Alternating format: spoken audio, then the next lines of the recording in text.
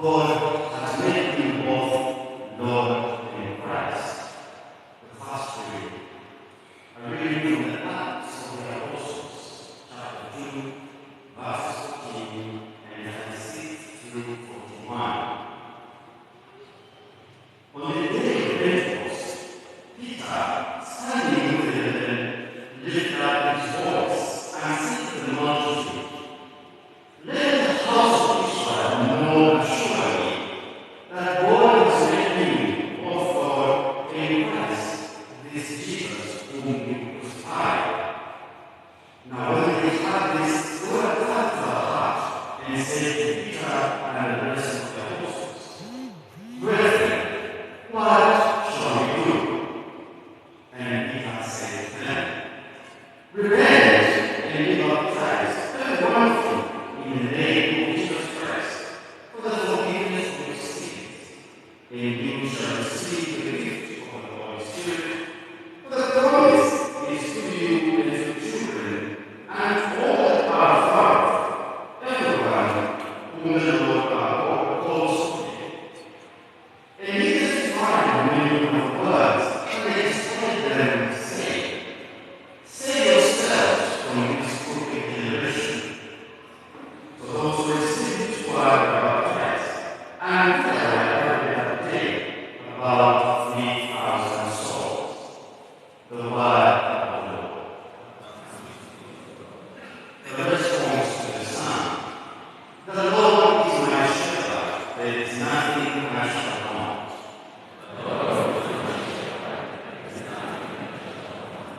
The Lord is my shepherd, there is nothing I shall want. Fresh and green are pastures where the dew falls. Nearest to the resting waters, he leads me, he revives my soul.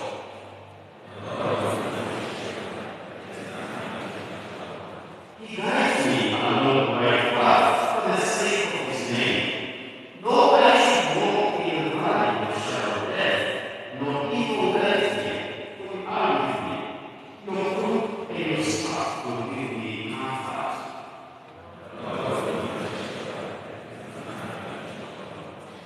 You have prepared a table before me in the sight of my foes. My head you have anointed with oil, my cup is overflowing.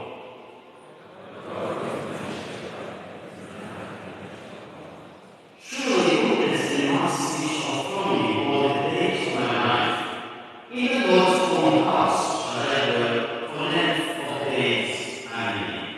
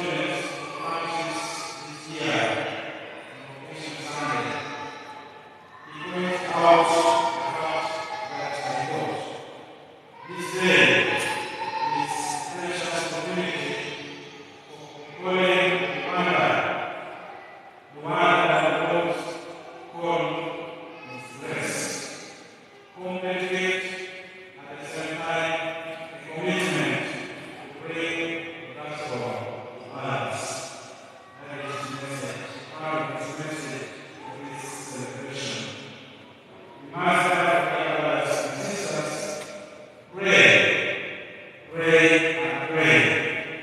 Generously from your heart and support spiritually, materially, these men and women that they may be committed to their call.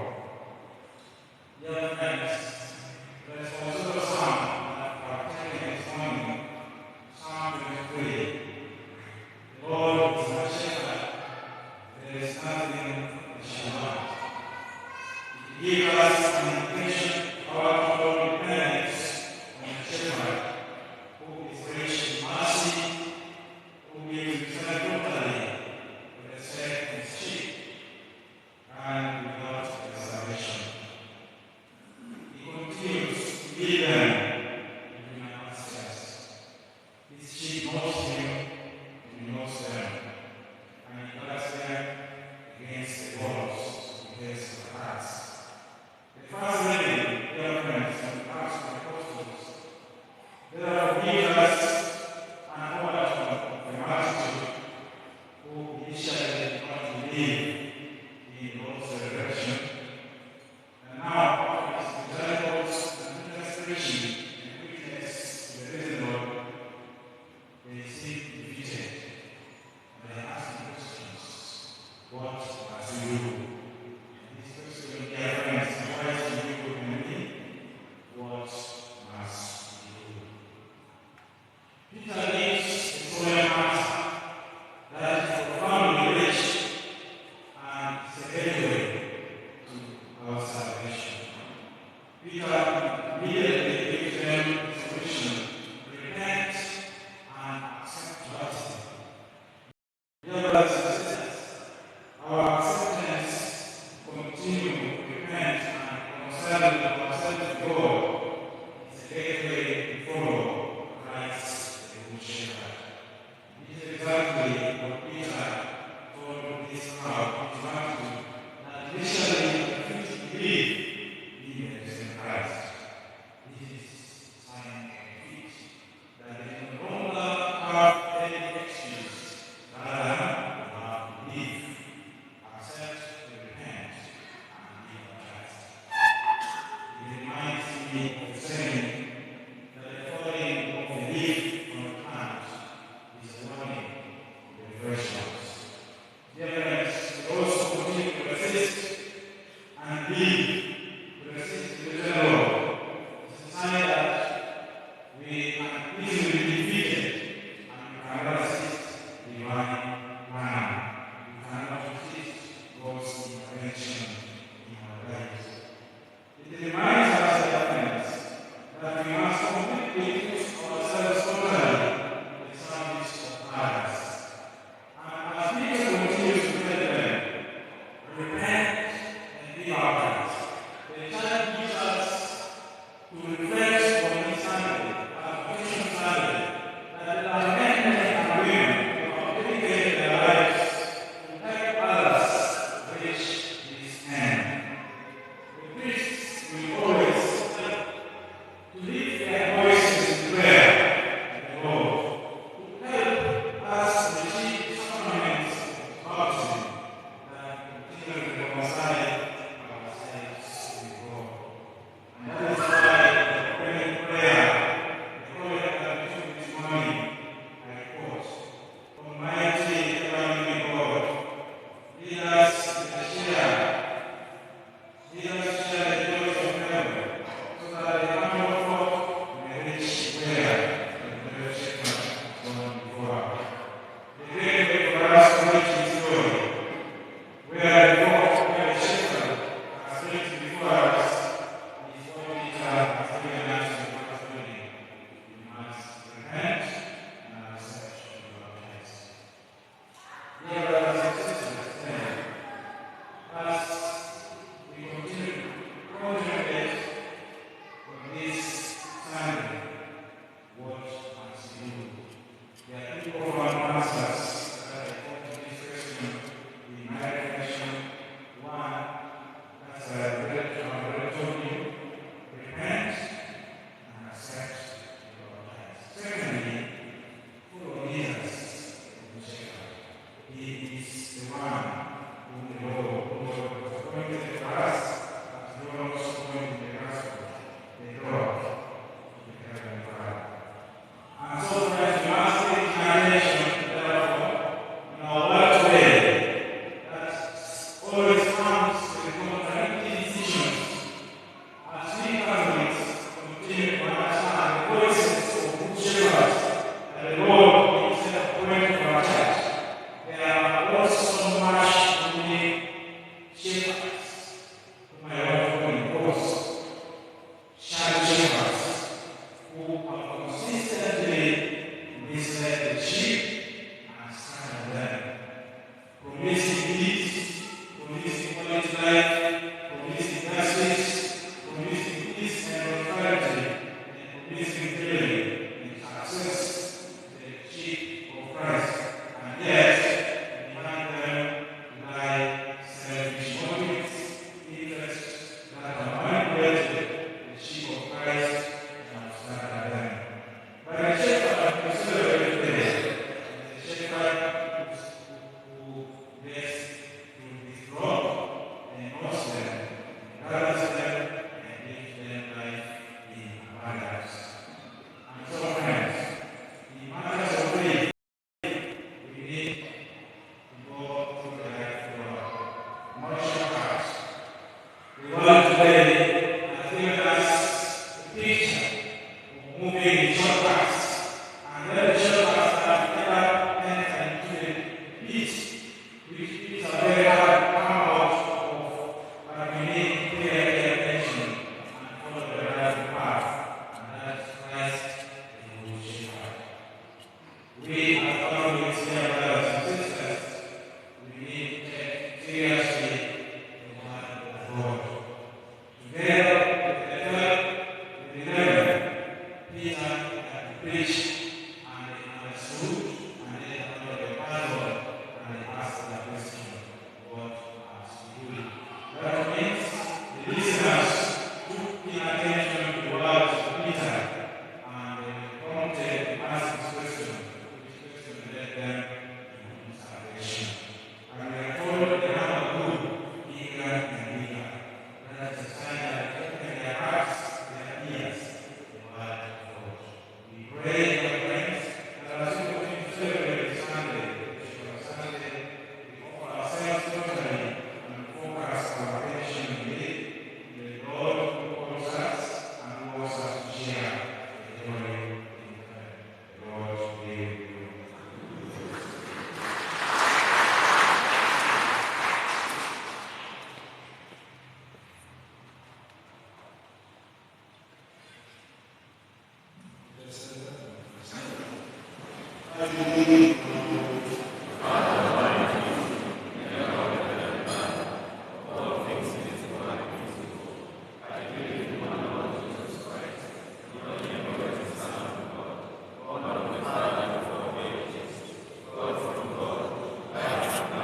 True God from true, begotten of man, the substantial of the Father, through him all things were made, past man and for our salvation.